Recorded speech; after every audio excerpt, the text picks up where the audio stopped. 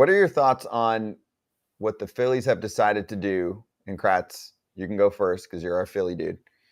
With Kyle Schwarber in the leadoff spot, because we will definitely get after front offices and conventional wisdom, quote, conventional wisdom in the game nowadays for things that they do that go, against the grain, but actually become normal these days, like pulling pitchers early and, overusing analytics, if you want to say that at times, right? And I don't want to get off my lawn show, and I think we tiptoe the line there of both sides. But I will say, tip my fake cap to the Phillies for not putting Trea Turner in the leadoff spot when Trea is certainly capable of starting the game off with a dinger. And if he gets on base, he's an absolute pain in the ass. But they still opt to have Kyle Schwarber in that spot. And are you shaking your head, AJ? Or you're just saying, yeah, you're shaking your head? No, I'm saying what you're saying is right. What? That they made the right move or they didn't? Yeah, hell yeah. Right. So how many people would disagree with that if they don't see the results yet? Because right now in the playoffs, I'm like, whatever you're doing clearly is working and it's better than what everyone else is putting together. But Trea Turner is kind of a dream leadoff hitter, and he's not hitting leadoff. Why is he a dream leadoff hitter? What, like, in what, like? Easy. What? Easy. He gets on base. Okay. He's fast as hell.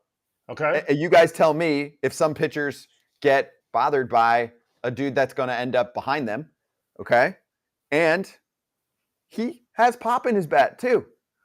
Okay. All things I agree with. But why is that a leadoff hitter? Why? Because one time a game, he's going to be the leadoff batter. Correct. And you know what's important? Getting an early lead. You know what's important? Giving ABs to your best bats, right? Okay. And it's the only inning you can guarantee who's going to start it, right? And who's not going to clog bases. And I'm not saying Schwarber's slow, because that's part of the conversation here too. But fastest dude on your team going first, if he also has the other tools that you're looking for, which is on base and pop, isn't that what you want? Yeah, but you just said get an early lead.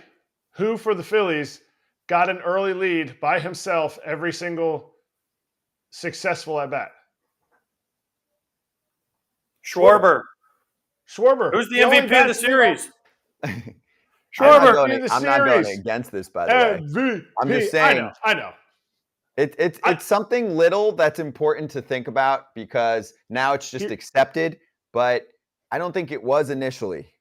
It wasn't accepted initially. It was not accepted in game 2 when they lost.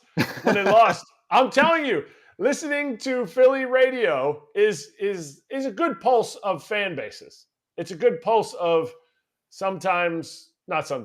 always emotional fans. And they're like, okay, first of all, how do they bring in Hoffman in this situation? And then they discuss that, and they're like, okay, my last point. And 3 people called in. Their last point was, how is Kyle Schwarber the leadoff? And I texted the guy that was on, that I know, that's on there, and I go, please tell this person and the next person that calls in, Kyle Schwarber hits leadoff one time.